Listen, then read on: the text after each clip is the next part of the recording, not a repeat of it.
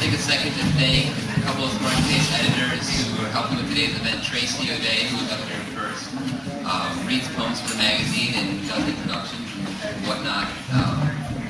And has been with us for 5 years and does an excellent job volunteering for us, as well as Claire Banks, who's going to be introducing one of the 3 remaining poets.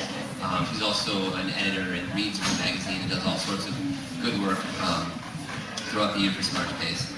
And I also additionally wanted to thank a couple of family members who are in town for helping us today to get ready, as well as take care of and look after our 2 children while we're doing this. Thank Jeremy and Carrie and Bruce for helping out with us today. We really appreciate it. The next poet who is reading is Kirvin Dudis, and she earned her BA from Middlebury College. Her poems have appeared in many national publications, including Cream City Review, the Madison Review, Christian Science Monitor, Poetry, and The Nation. And she was published in Smartish Pace pretty early on. I think it was 2000 or maybe 1999, in issue number 3. And she came all the way from the Eastern Shore to read for us today. And it was great to meet her for the first time today, and I'm excited to hear her read her work for all of us. So with that, I give you Ellen.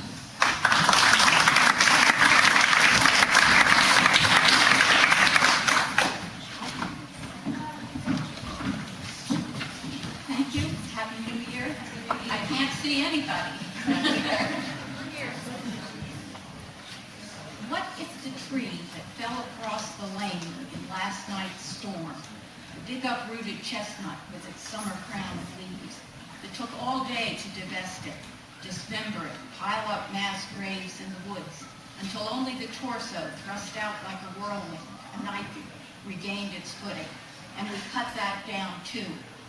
What if it asks for me tonight? Its leaves with rustling desiccant voices, asks me to reassemble it all, limb unto cut limb, working backward to heaven from here, where it fell, when no one could hold its colossus sky high through the storm. What if it believes I still might have? What else can I do? This next poem has the chutzpah to call itself Everything. I just add as a note that Edward Hopper, the painter, is said to have said all he wanted to do was paint sunlight on a wall. The last few stars are fading into birdsong, twinkle to twitter. The universe of birds sings as though that were everything. How certain they are. And simply to be here listening seizes another man naked at his window, as though it were, and it is everything. Meanwhile, biking to work in New Orleans, head full of goddamn due dates, ideas, and chores, a young woman looks up and sees how the morning reflects off that scaffolded mansion. Of course, Edward Hopper, and sunlight on a wall, as though it were everything, is more than. I love Edward Hopper, but I don't much like Cézanne, and neither does the speaker in this poem, The Beggars. Permit me, Monsieur Cézanne, to leave the picture. I am Sylvie on the far right. Something, pipe smoke and old dreams deja vu, something caught your brushstroke off guard. How else would my wraith-like caricature arise from fishtail sweeps of green and hover half there. I am no mermaid. The others, at least, are whole, but I'm an apostrophe, a violin scroll on canvas. Ah, there's a thought. What note of despair robbed me of arms? I do not belong to this loveless outcrop.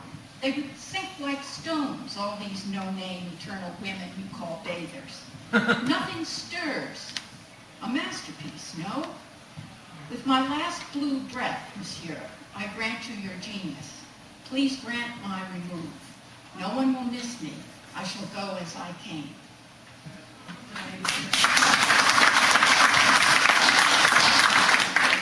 I'd like to read a poem by my friend Mercedes Sancho, who died almost 22 years ago of breast cancer.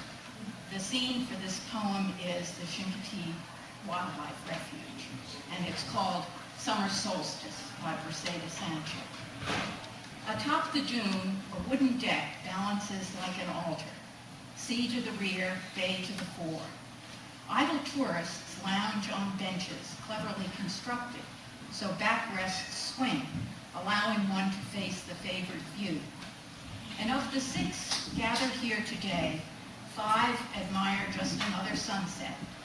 But when the bloated solar disk is sliced by straits of marsh and water, I begin a druid prayer, silently ask an old abandoned goddess for one more trip around her golden boy. If cancer is a pernicious scourge, so is Alzheimer's. My mother died of Alzheimer's, then my husband's mother, and for 14 years we cared for someone with that awful disease. This is the poem that appeared in Smartish Pace. It's called Still Life. My mother's brain floats in a jar on its way to Johns Hopkins. Doctors there will try to find out why and when and where so much went missing. They will cut deeper and deeper into the strange, lifeless interior, sifting the ruined amphitheater of the lost city cell by cell, questioning the blur they bring to light. Tell us, how could she obscure herself to death? Look, I send a picture. This was my mother. No one else will ever fill a jar with purple loosestrife and give it the flair she, too, was artlessly as unaware of as the flowers.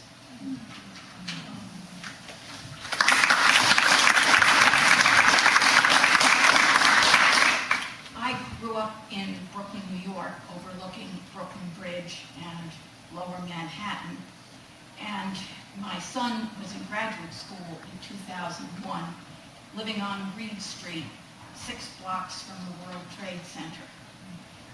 On September 11th, he could see the colors of the ties of the men jumping out of the building.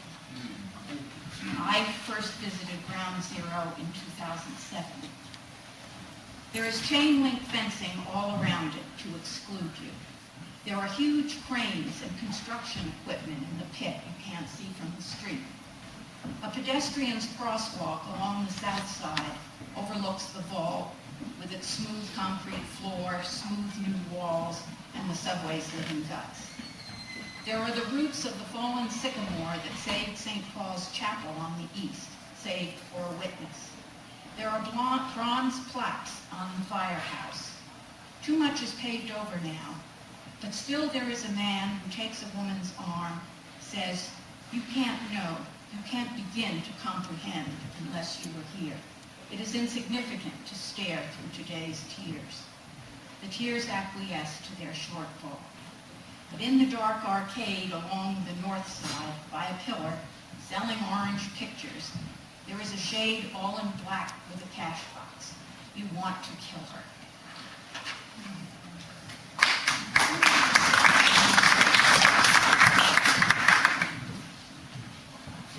Here's a poem from my working days in Baltimore 30 years ago called Prometheus.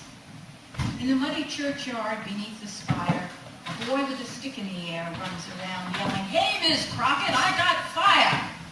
Can't you see it? The reckless, joyful sound of his voice carries, and starlings drop to the wires from the steeple. He burns up the ground. "Hey, Miss Crockett!" Racing by her, shouting to the heavens, he astounds the starlings. His throat's a flaming wire, jubilant with this idea he found inside the very brilliance of his mind. I got fire! Miss Crockett, are you blind? I'm sure you all know the lines. And at my back I always hear time swing a chariot hurrying near, which is true of the time clock here too. But this introduces my last poem called One Summer Day. Stroke after perfect stroke, my father's arms are waves out of water dissolving back into water. Out there rewriting Copac Lake in perfect cursive. Their bodies lave each other as they merge their gifts of perfect timing, stroke after perfect stroke. Light gains above them, ageless hoofbeats bearing down and glittering their languid ease.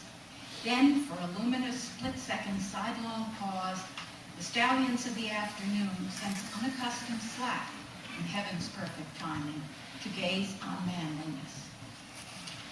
Summer's coming, everybody.